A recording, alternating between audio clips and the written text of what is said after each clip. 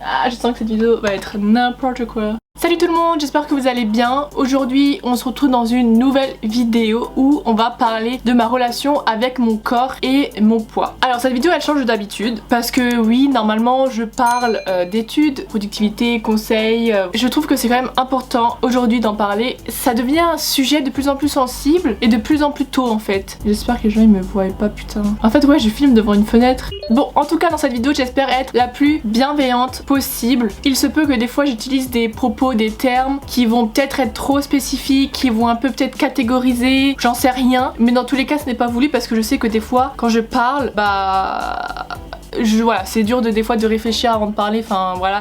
Donc j'ai pris 10 kilos en fait. On va commencer là où tout a commencé.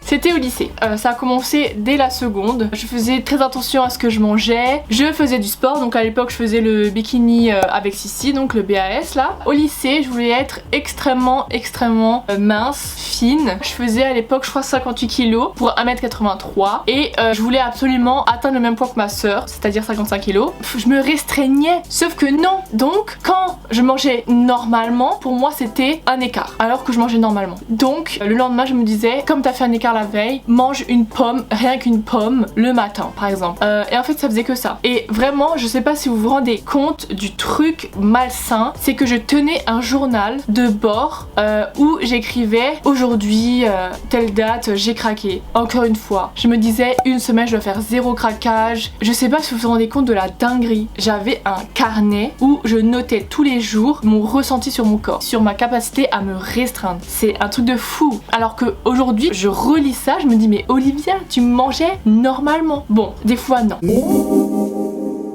À vrai dire, des fois je mangeais pas normalement parce que des fois je faisais des vrais sauts, pas d'humeur, mais des sauts de fringales ou je sais pas comment on peut appeler ça. On appelle ça en fait des TCA, des troubles du comportement alimentaire, et c'est à cette époque que j'ai appris qu'on appelait ça comme ça. Et un jour mon corps il a dit stop.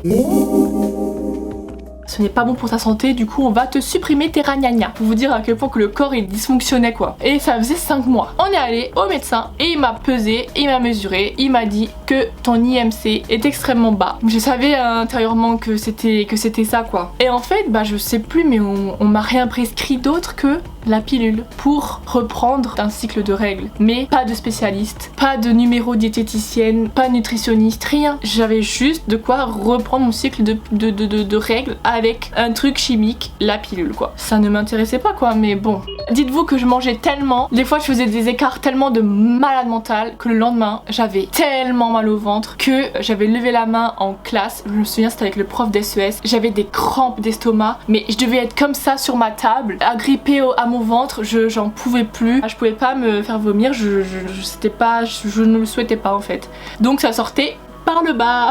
Une fois que j'étais allée aux toilettes, je pense que ça allait mieux. On va faire une grosse ellipse temporelle parce que tout d'un coup dans ma tête je pensais plus à la nourriture et voilà, du coup tout d'un coup ça s'est guéri.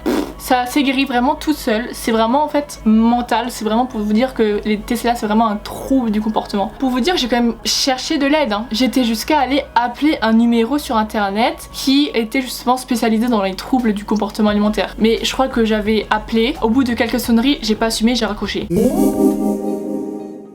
Bref, on arrive à la fac, toute contente et tout, en première année. J'ai rencontré Sarah, une super copine encore actuellement, avec qui on s'est inscrit à la salle. Franchement, c'était vraiment une super expérience, c'était vraiment trop bien. Donc du coup voilà, ça aussi ça m'a aidé dans mon processus je pense. Et là, on arrive actuellement, je fais encore une ellipse temporelle hein. Je pèse 68 kg. Je suis contente d'avoir pris du poids, de vouloir en prendre. C'est vraiment un changement de mentalité où je me dis que mon objectif c'est de faire 70 kg, même plus. Si vous allez pas bien, déjà de 1, pour moi, vous ne devez pas compter vos calories. Vous ne devez pas compter combien de gâteaux vous mangez. Pour moi, ça renforce un truc mental. Je ne parlerai pas encore de troubles, mais manger. Si vous avez envie de manger, il faut trouver l'équilibre. Ayez d'autres objectifs que ne pas craquer pendant une semaine. Ça, c'était moi. Non. Maintenant, mon objectif, c'est d'avoir des projets dans ci, dans ça. Et quand tu t'accroches à quelque chose d'autre que ton corps, que ton poids, tu vas le laisser tranquille, ton corps. Et il attend que ça, en fait. Il attend juste que tu le nourrisses pour avoir de l'énergie et pour faire tes objectifs de projets, de trucs, nanani, qui sont vraiment concrets et qui font vraiment du bien au moral et qui sont sains. Faire un sport dans lequel vous vous sentez bien et où vous voulez réussir, progresser. Ne vous forcez pas à courir si vous aimez pas courir, tout simplement. Faites-vous aider, mais vraiment aider. C'est-à-dire que il faut pas que vous soyez entouré de gens qui vont simplement vous dire bah mange, ou alors mange pas. Bah non en fait, c'est hyper compliqué. Ça va au-delà de ça, c'est vraiment difficile. Donc il faut que vous soyez entouré de spécialistes.